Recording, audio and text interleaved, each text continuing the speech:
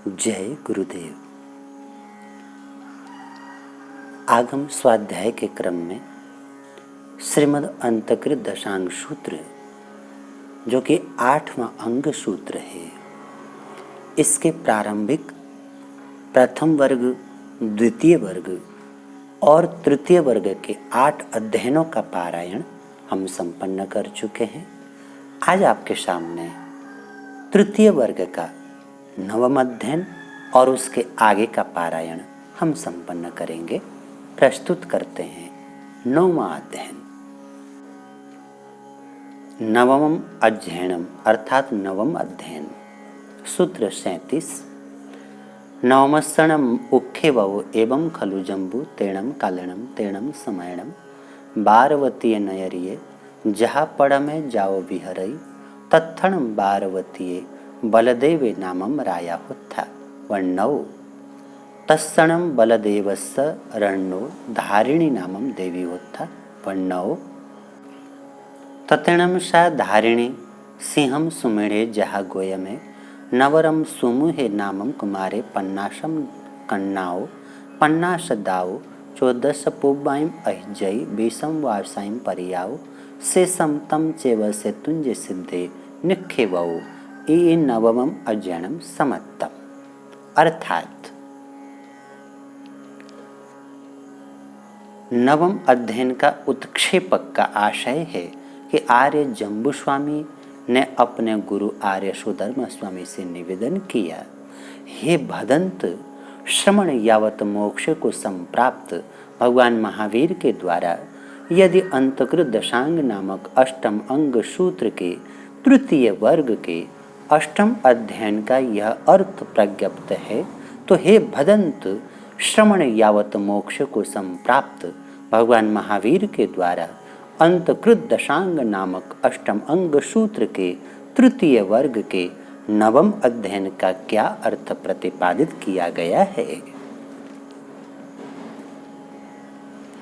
आर्य सुधर्मा स्वामी ने कहा, हे जम्बू, उस काल उस समय में द्वारवती नगरी थी। उसका वर्णन प्रथम अध्याय के समान जान लेना चाहिए। यावत वहाँ अरहंत अरिष्टनेमी भगवान का पदार्पण हो गया, उस द्वारवती नगरी के विभाग विशेष में बलदेव नामक राजा का राज्य था। वर्णक अर्थात राजा बलदेव एवं उनके राज्य का वर्णन अन्य आगमों में किया जा चुका है। उस बलदेव राजा की धारिणी नाम की रानी थी, उनका वर्णन भी अन्यत्र से जान लेना चाहिए। तदनंतर किसी समय में सुकोमल शैया पर सोई हुई उस धारिणी रानी ने उत्तर रात्रि में सिंह का स्वप्न देखा। स्वप्न देखकर वह जागृत हो गई और कुछ समय इष्ट स्मरण करके फिर अपने पति के पास जाकर स्वप्न का वृत्तांत सुनाया। गर्भ समय पूर्ण होने पर स्वप्न के अनुसार धारिणी रानी ने एक पुण्यशाली पुत्र को जन्म दिया। पुत्र के जन्म, बाल्यकाल आदि का समस्त वर्णन गौतम कुमार के समान जान लेना चाहिए। अंतर यह कि बालक का नाम सुमुख कुमार रखा गया। वह बेहतर कलाओं में पारंगत हो गया और युवा होने पर 50 कन्याओं के साथ एक ही दिन उसका पाणी ग्रहण संस्कार किया गया। विवाह में उसे 50-50 कोटि दात अर्थात प्रतिदान दिया गया। कालांतर में अरहंत अरिष्टनेमी भगवान का नगरी में पदार्पण हुआ और गौतम कुमार के समान ही सुमुख कुमार भी प्रभु की वाणी को सुनकर विरक्त यावत प्रवर्जित होकर अणगार बन गया। दीक्षित होने के बाद उसने सामायिक आदि से लेकर 14 पूर्वों का अध्ययन किया।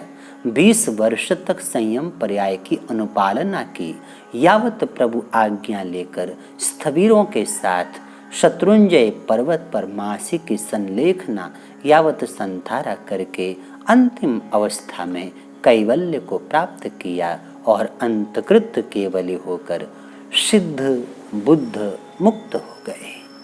आर्य सुधर्मा स्वामी ने कहा, हे जम्बू, इस प्रकार निश्चय ही श्रमण यावत मोक्ष को संप्राप्त प्रभु महावीर के द्वारा अंतकृत दशांग नामक 8वें अंग सूत्र के तृतीय वर्ग के 9वें अध्ययन का यह अर्थ प्रज्ञप्त अर्थात प्रतिपादित है। इति 9वां अध्ययन समाप्त।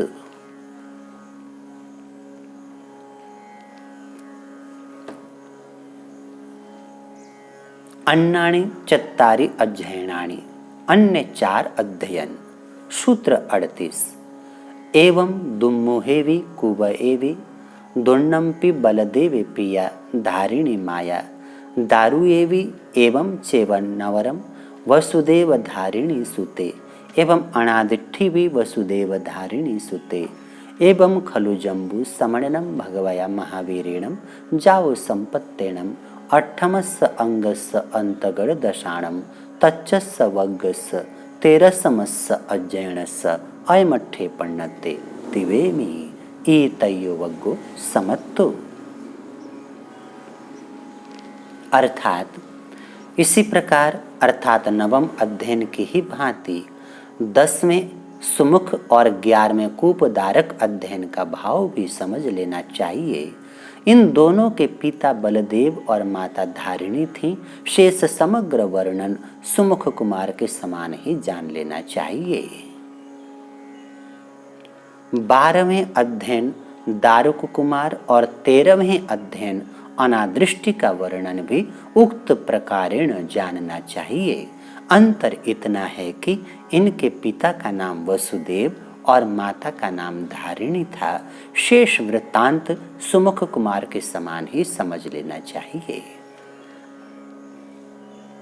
आर्य सुधर्मा स्वामी ने कहा, हे जम्बू, इस प्रकार निश्चय ही श्रमण यावत मोक्ष को संप्राप्त प्रभु महावीर के द्वारा अंतकृत दशांग नामक 8वें अंग सूत्र के तृतीय वर्ग के 13वें अध्ययन का यह अर्थ प्रज्ञप्त अर्थात प्रतिपादित है, ऐसा मैं कहता हूँ। इति तृतीय वर्ग समाप्त। यहाँ पर अंतकृत दशांग सूत्र के 3 वर्ग परिपूर्ण हो जाते हैं। चतुर्थ वर्ग का पारायण लेकर हम पुनः आपके सामने प्रस्तुत होंगे। इतने प्रेम से हमारे शब्दों को सुना, उसके लिए कृतज्ञ हैं। आप सबके भीतर में विराजमान परमात्मा रूपी आत्मा को मेरे कोटि कोटि नमन। जय गुरुदेव। गुरुवर के हर